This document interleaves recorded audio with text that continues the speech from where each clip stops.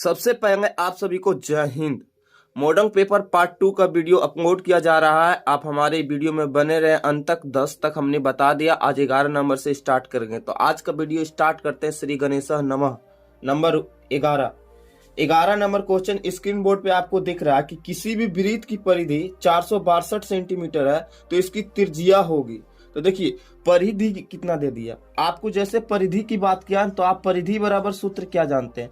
तो परिधि बराबर आपको फार्मूला याद होना चाहिए सर कि 2 पाई आर होता है। क्या होता है? परिधि बराबर 2 पाई आर होता है। अब परिधि आपको दिया कितना है हमको बताइए। परिधि कितना दिया? 462 सेंटीमीटर। तो 462 सेंटीमीटर लिख देते हैं और 2 को 2 लिखते हैं। पाई का मान क्या होता है? 22/7 होता है। और त्रिज्या तो पूछ ही रहा आपको कि त्रिज्या क्या होगी। तो त्रिज्या आर मानिए। देखिए बराबर में इसको काट सकते हैं। 22 से के दान में काटिएगा? 2 दान में 21 दान में कट गया। और 21 दान में कट गया तो ये 7 इसके साथ गुना होगा तो 21 गुना 7 हो जाएगा। आई ऊपर में 2 था तो ये नीचे 2 होगा। अब बराबर में आर होगा। आज हम आर बराबर ज्ञात करेंगे सर। आर बराबर जैसे हम ज्ञात करेंगे तो क्या निकलेगा बताइए। 21 गुना 7 करेंगे तो कितना होगा? 7 और 7 दूनी 14 और 14/2। और इसको हम जब हंग करेंगे तो 14 को 2 से भाग देंगे तो 7 दान में, 7 को देंगे तो 3 दान में, बचा 1। तो 73 पॉइंट कितना आ जाएगा? 5 सेंटीमीटर। अगर भागा दीजिएगा तो 73.5 सेंटीमीटर। 1 नंबर का करेक्ट आंसर क्या होगा? Option number A right answer हो जाएगा। क्वेश्चन नंबर 12 पे आता है। तो स्क्रीन बोर्ड पे आपको दिख रहा है कि द्विघात बहुपद x² + 3x + 2 के शून्यक होंगे। तो देखिए क्या कहा? x², क्या x² और 3x + 2 बोला ना, यही ना बोला 2। अब बराबर में शून्यक बोला है तो बराबर में आप 0 लगा दीजिए। क्या लगा दीजिए सर? आप 0 लगा दीजिए। जैसे 0 लगाते हैं आप खंड कीजिए। गुणनखंड आता होगा। 2 गुना 1 करेंगे तो 2। कौन सा टेबल पढ़े कि 2 गुना 1 करने पर 2 होना चाहिए और जोड़ने पर 3। तो दुक्का पढ़िए। दुक्का जानते हैं 2 × 1 = 2। तो यहाँ पे x² लिखेंगे और यहाँ लिखेंगे 2x और 2x और प्लस में x और 2x और 1x कितना हुआ? 3x और प्लस में 2 और बराबर में 0। यहाँ पे x कॉमन हो जाएगा तो यहाँ पे x और प्लस में कितना?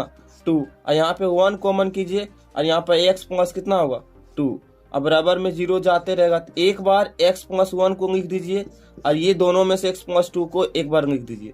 अब बराबर में कीजिए 0 और दोनों को बराबर कीजिएगा तो x बराबर 0 तो x बराबर क्या होगा? -1 होगा।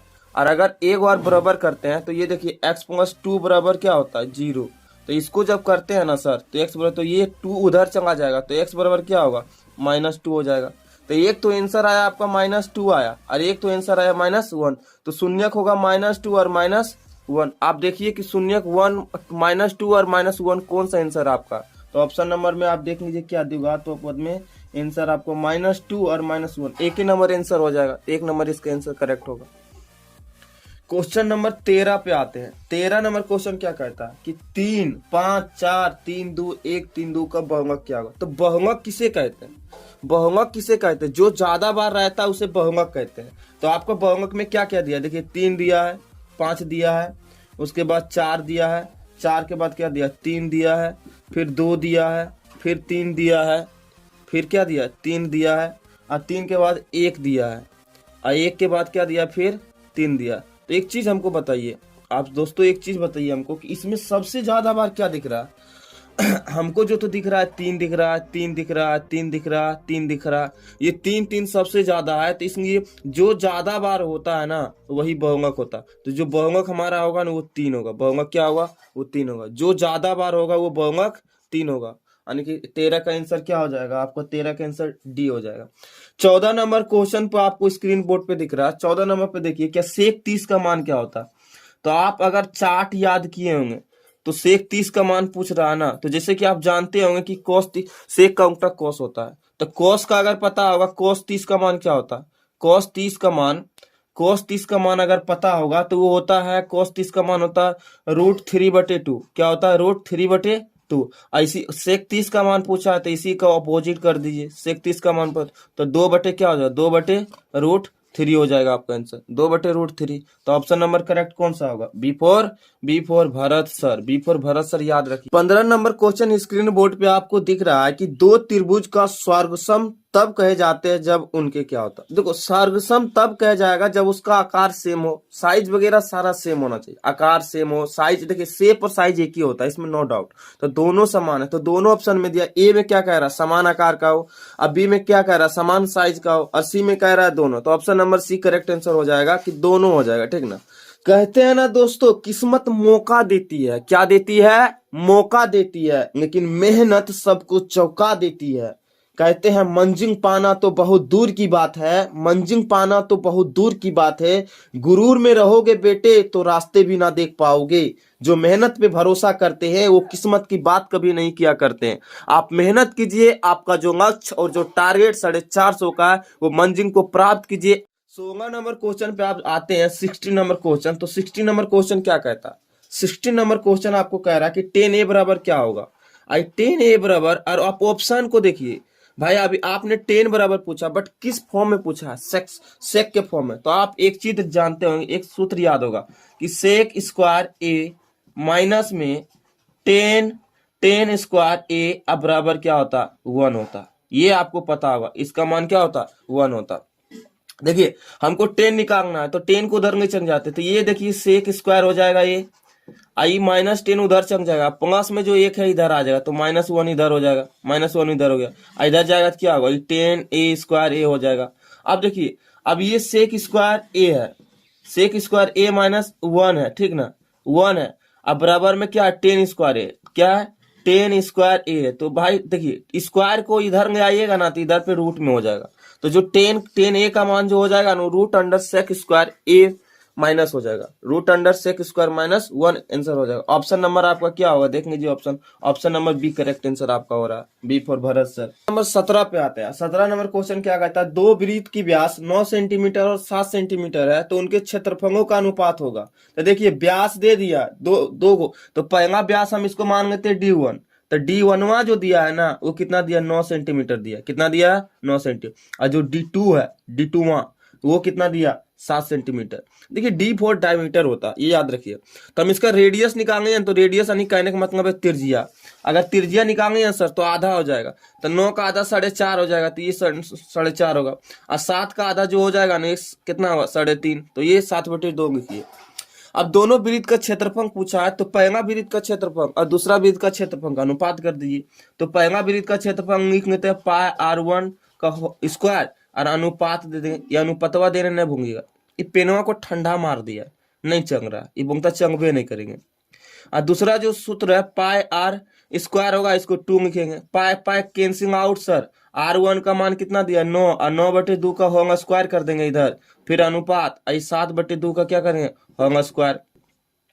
9 का स्क्वायर 81 होता है, 2 का स्क्वायर 4 होता है, अनुपात 7 का स्क्वायर 49 होगा, और 2 का स्क्वायर 4 होगा। ये जो 4 है, ये जो नीचे दिख रहा है आपको, ये 4 कट जाएगा और 81 बचेगा, और कितना बचेगा, 49। तो ये जो क्षेत्रफल का अनुपात हो जाएगा ना वो 81:49 हो जाएगा। और 81:49 आपको कौन सा ऑप्शन में दिख रहा, D फॉर डॉग होगा आंसर आपका। क्वेश्चन नंबर 18 पे अगर आप आते हैं तो क्वेश्चन नंबर कहता है निम्नलिखित में कौन सा परमेय संख्या नहीं है। तो क्वेश्चन जो 18 पूछ रहा है, निम्नलिखित में कौन सा परमेय संख्या नहीं, क्या पूछ रहा, अपरमेय संख्या नहीं। तो ऑप्शन नंबर ए में क्या कहता, देखिए हमको अपरमेय नहीं पूछा, इसका मतलब परमेय खोजना। √10 का वर्गमूल नहीं होता, इसलिए क्या होगा, ये ऑप्शन नहीं होगा, ये अपरमेय संख्या होगा।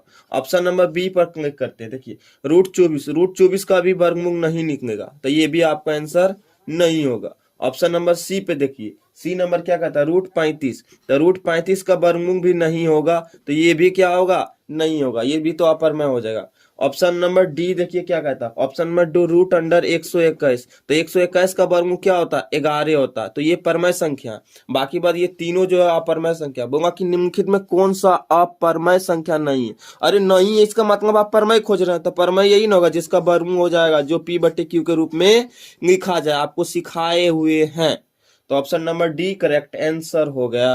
क्वेश्चन नंबर 19 कहता है कि 5, 15 और 20 का मौसो और मौसो क्या होगा। तो दिया है डिजिट क्या दिया, 5, 15 और 20 दोनों का निकालना है मौसो, और क्या निकालना, मौसो। तो मौसो और मौसो का क्या कहता है, अनुपात क्या होगा। सबसे पहले पूछा है कि मौसो, तो इसका जो मौसो होगा, मौसो और अनुपात क्या पूछा, अनुपात मौसो। कंगवा को ठंडी मार दिया सर, क्या करे। आज भर मेंटेनेंस कीजिए, नया कंगम आएगा, युवा होगा। ये बूढ़ा हो गया कंगवा, ये बुढ़ा गया। तो नौसो जो इसका होगा कितना होगा देखिए, तो 5 लिखेंगे, 15 पुराने के 3 गुना कर देंगे और 20 पुराने के 4 गुना कर देंगे। अब देखिए इसका जब मौसो निकालेंगे 5 10 15 तो मौसो 5 होगा, तो 5 5 कैंसिंग हो गया, तो चरतिया कितना हो गया 12। उधर कुछ नहीं है तो 1, तो जो अनुपात का रेशियो हो गया ना 12:1 हो जाएगा। अब ऑप्शन देखिए 12:1 कहाँ है, तो ऑप्शन नंबर डी पर करेक्ट आंसर हो जाएगा, 12:1 हो जाएगा। अब थोड़ा सा देखते हैं 20 नंबर। 20 नंबर क्वेश्चन क्या कहता है। 20 नंबर क्वेश्चन पे ध्यान देते हैं आप सब प्रिय छात्र एवं छात्राओं। 20 नंबर क्वेश्चन क्या, किसी भी त्रिभुज एबीसी में ए 90 डिग्री और BC 13 centimetre, A B 12 centimetre, तो एसी का मान भी। सबसे पहले तो आप एक त्रिभुज बनाइए जो कि राइट एंगल हो।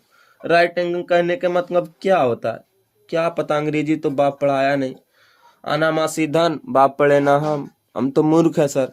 तो इसको त्रिभुज को क्या मानेंगे, इसको माने ए, इसको माने बी, इसको माने सी, लेकिन नहीं ऐसा मानिएगा तो आप चल जाइएगा बोरा में, क्योंकि कहा क्या है ए 90 डिग्री का कोण है, तो ये जो ए यहाँ पे है ना ये 90 डिग्री का एंगल है।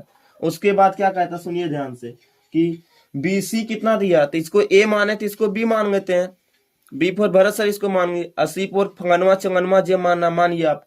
और बीसी कितना दिया, 13 सेंटीमीटर दिया, कितना सेंटीमीटर दिया 13 सेंटीमीटर। और ए बी कितना दिया बताइए तो 12 सेंटीमीटर है। तो आप भली भांति जानते हैं कि पाइथागोरस पर मैं पढ़े होंगे कि पाइथो चाचा ने आपको पढ़ाया होगा। याद कीजिए पाइथो चाचा ने क्या बताया था कि जो कर्ण स्क्वायर, हमारा कर्ण क्या बीसी है, तो बीसी का स्क्वायर बराबर ए बी का स्क्वायर और प्लस में एसी का स्क्वायर। यदि किसी त्रिभुज के एक भुजा अन्य दो भुजाओं के वर्गों के योग के बराबर होता है, तो देखिए एक भुजा अन्य दो भुजाओं के वर्गों के योग के बराबर हुआ कि नहीं। देखिए योग बना था जोड़।